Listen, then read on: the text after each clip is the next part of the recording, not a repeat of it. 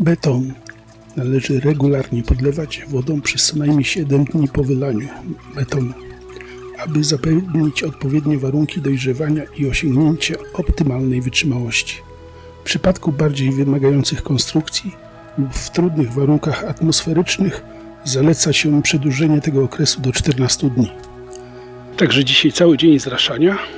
Jak tylko zauważę, że trochę przeschnie, to zaraz leję wodę. O wody idzie dużo, no ale jak wiecie, mam zestaw zbiorniczków, które zbierają wodę deszczową, także jest to woda gratisowa. Uwielbiam to słowo, woda gratisowa. A w każdym bądź razie nie ma sensu przepłacać. Dlaczego polewanie betonu jest ważne?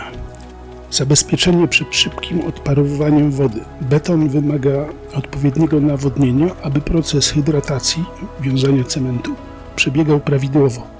Zbyt szybkie odparowywanie wody może prowadzić do powstawania pęknięć i osłabienia struktury betonu.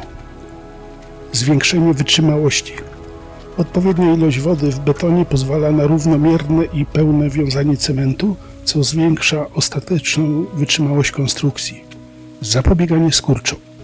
Beton, który zbyt szybko wysycha, może ulegać skurczom, co prowadzi do powstawania rys i pęknięć. Sposoby polewania betonu. Bezpośrednie polewanie wodą, najczęściej stosowana metoda polegająca na regularnym polewaniu powierzchni betonu wodą. Folia ochronna.